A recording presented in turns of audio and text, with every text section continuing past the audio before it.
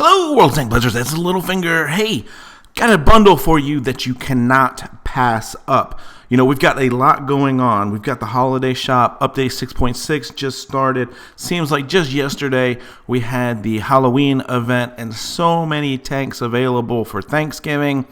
But I feel like this might be the best deal of the year. So if you go up to the shopping cart, go to bundles.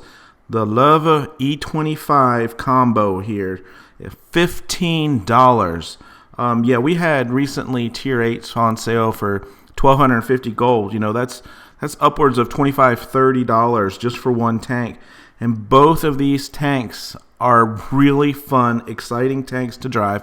And I'm going to highlight them here on this upcoming video. But first, want to make sure that you've already hit that subscribe button. We've got a Patreon account started. If you want to help support me, we're going to start doing some more live streaming. I'll be in chat on my Discord under that Patreon link that you get for becoming a Patreon. So we appreciate your sponsorship. Thanks for hitting that subscribe button. And now on to the Lowe and E25. All right, guys, first game, Yamato Harbor here. You can see we are top tier. This is just a regular encounter battle. And E25 is a German tier 7 tank destroyer. And it is known for its really high rate of fire. Obviously, such a low profile gives it a good camo rating. It's got great maneuverability. And so with that being said, you know, I use it primarily as a sniper on the outside of maps, trying to keep from getting spotted. As you can see here, it comes with 1,000 hit points. If you go with an improved assembly, it is 1,060. But look at this, 3.4 seconds on this reload time. So I think, you know, that gives you the opportunity here to just put some speculative shots into places where, you know, typically campers go. But we are obviously hidden behind as much as possible behind this building, and we are being patient. And I think that's key in this tank, is being patient. So here's the VK 3002M, pops up on the hill, and we are just going to get a couple shots in when we take one. Now I'm trying to back up. Damn, KV2 is blocking. Dude, really. I can't say too much about this KV2 because if it weren't for him, you know, we would have lost this game. But really, you got to give me room to back up and maneuver and get out of there. That is, you know, I mean, that's one of the first rules you should learn in playing this game, is you've got to let your team be able to back up. You know, tanks just have to get out of the way when they're getting shot. So enough about that. So as you can see here, you know, I'm kind of just keeping an eye on the mini-map, trying to stay out of cover. Now, as far as equipment on this tank, you can see I'm running calibrated shells. I am running defense system and camo net as the first one. Now, I said our camo is really good already, so I could certainly see going with improved optics. Perhaps if you were more of an aggressive player in this tank, improved optics would work better. But for the most part, I let the team do the spotting for me. On the second road there, I'm running supercharge, improved assembly. I went ahead and switched that over. You can see in this game I am not. And then engine accelerator. And then for the last one, it's really a toss-up in your play style. You can see I've got refined gun.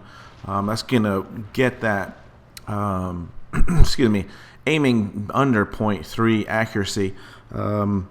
But if you're on the move a lot in this tank and shooting, you know, while moving, more aggressive, I could see you going with the vertical stabilizer. But again, you know, we pushed over to the right there, trying to push that Helsing back. And now look, I'm in the back corner of this map, just trying to lend support to our tanks in front there that are hopefully doing a good job spotting. Now that does cause a little bit of problem, I think, because look at this. We've shot, we've backed up. And yeah, now we're finally spotted. But we're able to get 2 or 3 good shots in there and get away without taking any major damage. We took that one shot. But, you know, as a support tank, you really got to be patient. You've got to look for your opportunities. Unfortunately, there's not a lot of maps in Blitz that support good spots for TDs. So you have to be very careful with the mini map and aware of what's going on around you. So I'm figuring a push is coming on this side. So again, flex on over to that side. And look at the accuracy on this.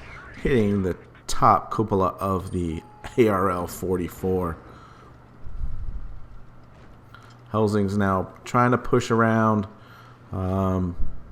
So it's a bit of a game here. Look at this. Look at this accuracy. It is just a super accurate gun. Through the bottom of that tank. Didn't pen, but it hit.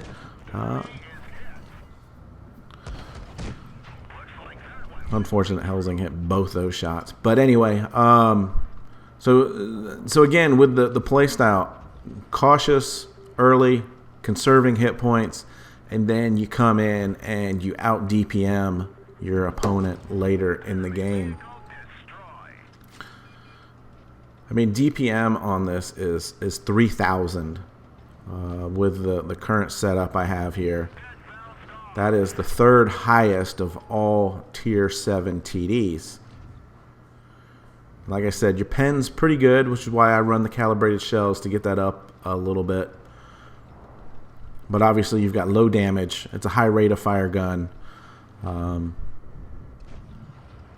But now we have we've got a 3-on-2 advantage here, and I want to get my gun in the game. So I'm going in here trying to support.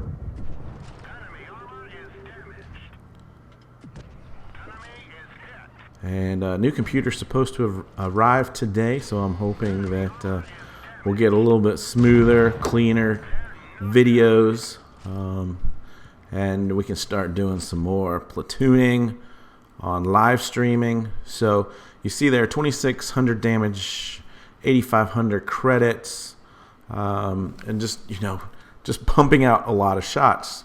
So it is a different play style from most Tier 7 TDs.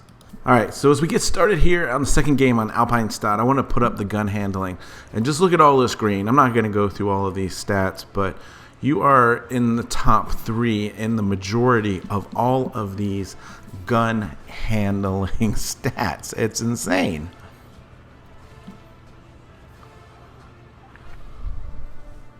Turret traverse speed, 53 degrees per second.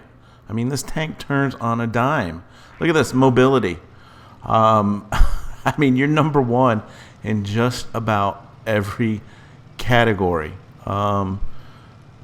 Concealment, it's got the best camo ratings in the game. So go find yourself a bush, sit in it, and just wait. And then you just pew them to death. It's a really fun tank. It's different. And, I would honestly pay $15, and I probably did, for this tank all by itself, But then we're going to throw in a Tier 8 heavy tank. So we'll talk about the Lova in a little bit. But this goes back to my strategy here. We're staying on the outside of the map. We're being as patient as possible. We've seen the T-29 pop up over there. Right now, making that hard decision could be the decision of the game. Do I go left? Do I go right? And as you can see here, so I'm going to go back towards our spawn, trying to see if anyone's coming through town here.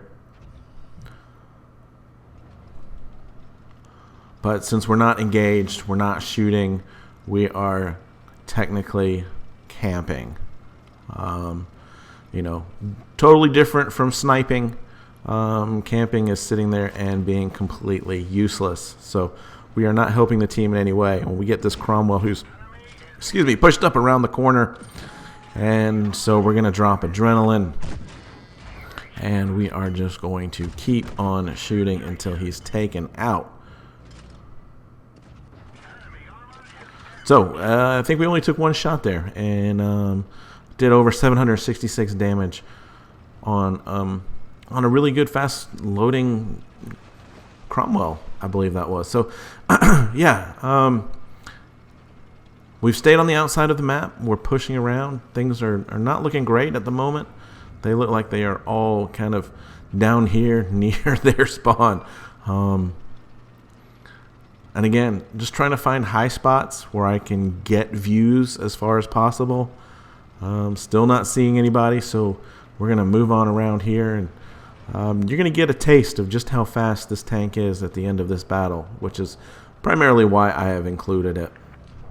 But look at this. This is great aim time. That's just unfortunate that shot went a little bit high, a little bit right of where I was aiming. We do get one into the Tiger, and he's going to push forward. And look at this. KV2. Yeah, he's going to get double tapped right there before he can even get back into cover. And that's the beauty of this tank, is it's just an awesome reload. So 4 on 3. 2 of them are down here. E25 is a one-shot. Notice there that our friendlies are closing in. So you know what? Yep, it's time to pack up the shop. We're not being useful here. We're not getting shots off. So let's go. Let's go. Time to roll. There they are. They're closing in. Yep. All right, let's go. Look at this. Quickly up to 60 kilometers per hour. We're going to get to the backside of this T-29. Set him on fire. Poor guy. He's got tanks on both sides of him. Nothing he can do. And we're up over 2,000 damage now. 1 tank left. It is the Bulldog. One of the fastest tanks, if not the fastest tank in the game. I think it clocks in around 72 kilometers per hour. And he is going to try to outrun us.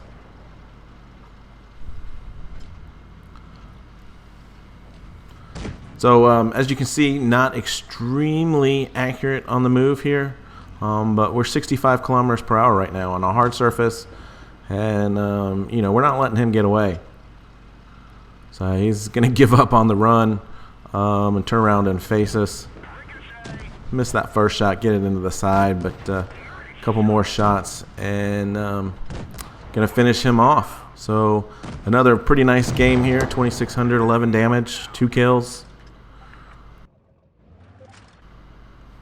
57,000 credits, so decent credit maker, not huge, but it's just his playstyle is so unique and different. It's fun. So switching over to the Lava on Naval Frontier here as top tier, and I just played a couple games and I put 2 of them in here, and you know, these are just gonna be the type of games that you get in this tank. It is obviously a tier 8 German heavy tank with really good gun accuracy.